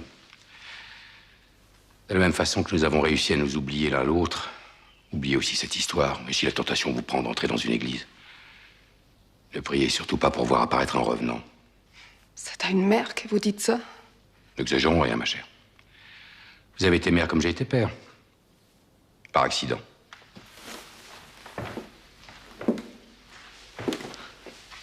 Comme vous êtes devenu indifférent envers moi.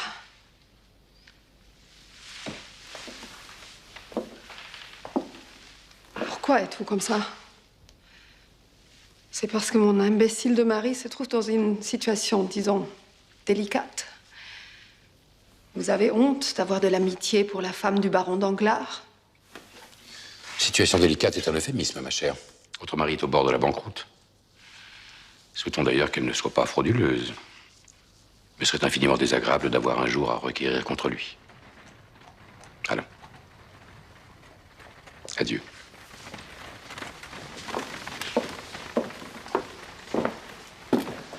Songez à votre couple. Quel couple?